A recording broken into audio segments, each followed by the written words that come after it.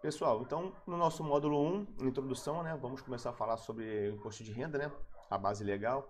Inicialmente, o que seria imposto de renda, né, nosso conhecido IR. O imposto de renda ele é um tributo federal, né, o imposto é um tributo, tem mais tipos de tributos, né, como eu já falei, tributos são impostos, taxas e contribuições compulsórias, né, mas o imposto de renda, o imposto no caso, é um tipo de tributo. E aí, imposto de renda é o quê? É um tributo federal, ou seja, pertence ao governo federal, é de competência da União, que incide anualmente sobre os rendimentos do contribuinte no ano anterior. O valor do imposto de renda ele é pago de acordo com o total que você declarou à Receita Federal. Nesse caso, o que acontece? Os que possuem alta renda, eles acabam pagando mais do que as pessoas que possuem menos renda. Ou seja, é o famoso imposto justo, é chamado pela doutrina de imposto justo. Ele simplesmente tributa mais quem tem mais renda, tributa menos quem tem menos renda. Diferente, por exemplo, do imposto do ICMS ou do ISS. O ICMS é um imposto estadual, ele é incidido na circulação de mercadorias. Um exemplo, você vai comprar uma TV, vai comprar um micro-ondas, vai comprar algum produto numa loja, esse produto já tem um ICMS incidido nele, já está embutido no valor da nota fiscal. Quem paga sempre é o último da cadeia produtiva, então no caso é o cliente final. Você vai lá na loja, compra uma TV, essa TV já vem com o valor do ICMS nele, e aí você paga.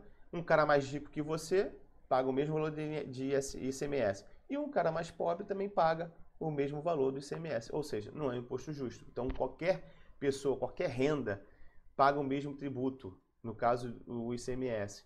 O ISS é a mesma coisa. Se você pagar uma prestação de serviços, esse ISS é o mesmo valor para você, para alguém que tem uma renda maior que a sua e também para alguém que tem uma renda menor que a sua. Então, o bom do imposto de renda é que quem tem mais renda paga mais, quem tem menos paga menos. Beleza? Então vamos continuar aqui. Ele é dividido em duas categorias, né? Nós temos o imposto de renda pessoa física e pessoa jurídica, é os famosos IRPF e IRPJ. O IRPF é o que incide sobre toda pessoa física, né, que tenha tido um ganho acima de um teto determinado pela Receita Federal. Ou seja, tem um valor, tem uma tabela que a Receita Federal disponibiliza anualmente, em que a partir de um valor você é tributado o IRPF, ou seja, já é retido nos teus rendimentos o imposto de renda pessoa física. A gente vai falar sobre essa tabelinha com mais calma. E o imposto de renda pessoa jurídica é aquele que é cobrado e de forma específica para empresas com cadastros jurídicos, bem como todas as empresas que são registradas ou não. Ou seja, é o que é cobrado em cima de pessoa jurídica, quem tem CNPJ. Normalmente, o imposto de renda pessoa jurídica é cobrado ao longo do mês em cima do faturamento da empresa. A empresa faz as vendas, deduz lá os descontos, tem toda a dedução que ela vai fazendo ao longo do demonstrativo de resultado do exercício, e aí no final, após todas as deduções, ou rendimentos que for, tem lá o lucro líquido. No lucro líquido vem o imposto de renda, e aí é tributado em cima do lucro líquido, a empresa é obrigada a pagar para a Receita Federal, no caso para a União. Beleza?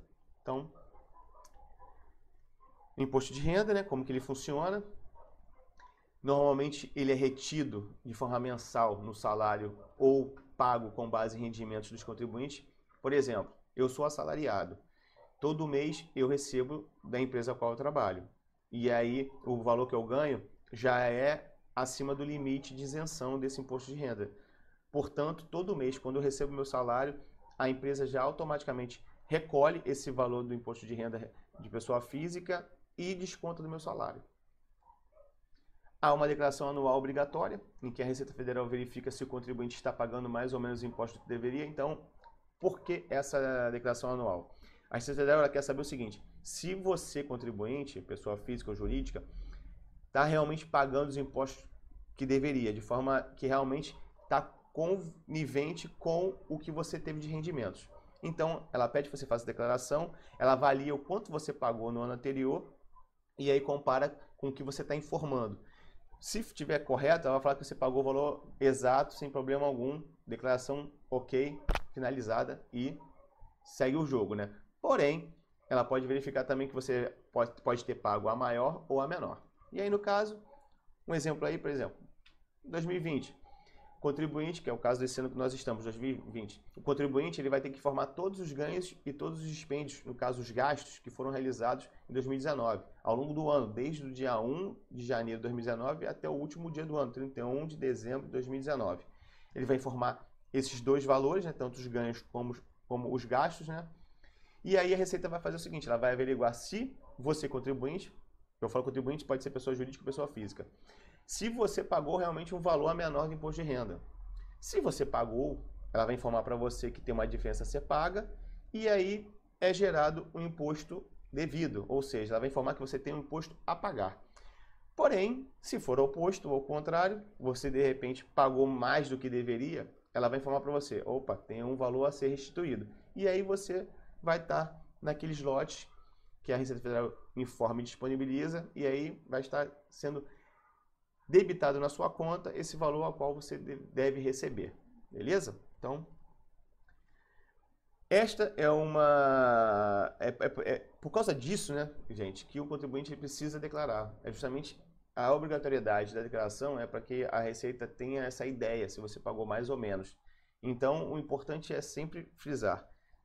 Vamos declarar tudo que ganhamos no ano passado. Pode ser salários, aposentadoria, rendimentos de aluguel, investimentos, o que for. Então, o contribuinte tem essa indisponibilidade, é indispensável ele declarar, ele é obrigado a declarar. Então, é muito importante fazer a declaração das informações, tá? Tudo que está envolvido do ano anterior tem que declarar, tá? No que tange essa parte de rendimentos, de recebimentos, né? São as fontes de renda que o contribuinte teve no ano anterior, no ano de 2019, no caso, né?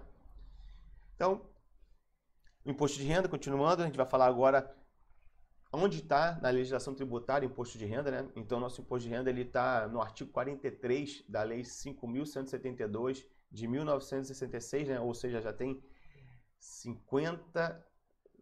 54 anos, né? Foi instituído aí pelo que é o chamado, essa lei 5.172 é chamada de Código Tributário Nacional, CTN. Então, no artigo 43 tem o seguinte, que o imposto de renda, que é de competência da União, já falamos, né, que é o tributo federal, o imposto sobre a renda e proventos de qualquer natureza tem como fato gerador a aquisição da disponibilidade econômica ou jurídica, seja de renda, assim entendido como produto do capital, do trabalho ou da combinação de ambos, ou de proventos de qualquer natureza, assim entendido os acréscimos patrimoniais não compreendidos no inciso exterior. Então, o imposto de renda ele é aquele imposto sobre a renda e proventos de qualquer natureza. A renda pode ser aquele produto do teu capital, ou seja, trabalho assalariado, ou você deve ter uma empresa, e proventos de qualquer natureza. De repente você tem aplicações, investimentos, e aí você auferir renda, ganhos de capitais, o que for, você teve um acréscimo patrimonial, então o imposto de renda ele é incidido sobre isso. Por quê? O imposto de renda ele sempre tem um fato gerador. O que seria o fato gerador? É quando você tem uma aquisição de algum tipo de disponibilidade, seja ela de renda ou de proventos de natureza. Você teve uma aquisição de disponibilidade econômica, ou renda, ou proventos, ou ambos, isso já é um fato gerador. Ou seja, já gerou aquele fato em que o imposto acaba sendo incidido sobre essas aquisições. A ideia do imposto de renda é essa. Está sempre sendo incidido em cima de algum fato gerador no que tange aquisição de disponibilidade econômica, pode ser renda, ou trabalho assalariado, pode ser de pessoa jurídica, ou proventos de qualquer natureza. Você está adquirindo, está crescendo no seu patrimônio pessoal, ou da empresa, o que for.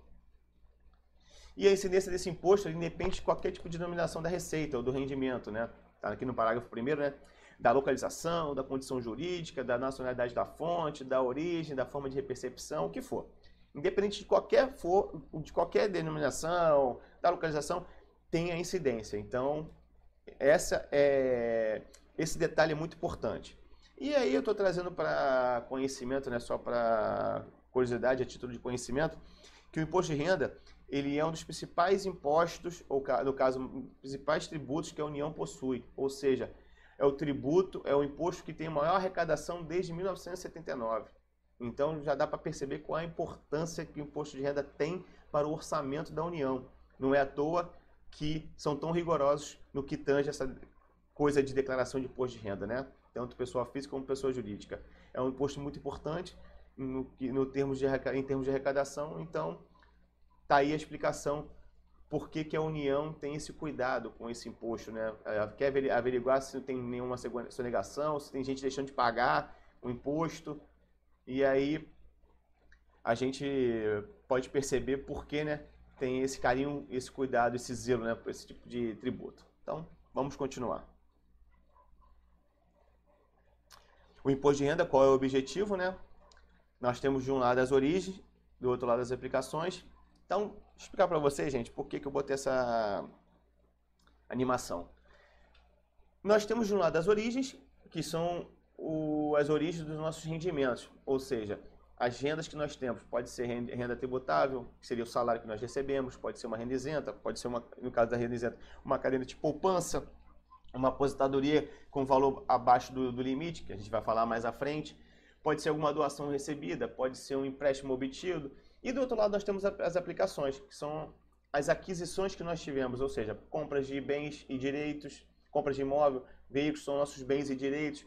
Podem ser empréstimos que nós estamos concedendo para alguém, pagamento de cartões de crédito, pagamento de prestações, etc. Por que eu botei dessa forma essa animação? Na contabilidade, gente, nós temos uma coisa chamada métodos de partidas dobradas, ou seja, todo crédito tem um débito correspondente e vice-versa. Então, o que é a Receita Federal? Qual é o objetivo dela? Ela vê o seguinte: se as suas aplicações condizem com suas origens, ou seja, se você tem uma aplicação, é porque você teve uma origem correspondente que permita que você tenha essas aplicações. Então, a Receita Federal, quando ela pede para você declarar e informar para ela anualmente, ela faz o seguinte: ela compara se realmente essas aplicações que você possui estão compatíveis, são condizentes com as origens que você tem. Imagina, você comprou um imóvel. Você comprou um imóvel como? Através de uma renda, de uma origem. Ou seja, essa aplicação que você fez, você teve porque tem uma origem que permite que você faça essa aplicação. Você pode ter comprado um imóvel, mas eu comprei um imóvel financiado. Então, você teve uma aplicação e uma origem. A aplicação foi, comprei um imóvel financiado. A origem, peguei emprestado de um banco, ou seja, o banco financiou para mim. Então, você teve uma origem, ou seja, um financiamento do seu lado esquerdo e teve uma aplicação do seu lado direito, que é a aquisição do seu imóvel. Portanto, a Receita Federal vai analisar e falar assim, pô, é verdade, você pode ter uma aplicação, no caso, um imóvel, porque você pegou um financiamento. Então, ela faz essa análise, ela faz esse comparativo e ela vê essa compatibilidade. Verificou, então ela vai, tá tudo certinho, beleza. Esse é o objetivo da Receita Federal, beleza? Qualquer dúvida, só mandar e-mail, gente. Se tiver dúvida, fique à vontade. Temos e-mails, o e-mail no caso, e o fórum. Então, podem ficar à vontade. Qualquer coisa, vocês parem a aula, voltem o vídeo, escutem, acompanhem novamente, dêem uma lida do material impresso e fiquem à vontade, tá? Então, vamos continuar aqui.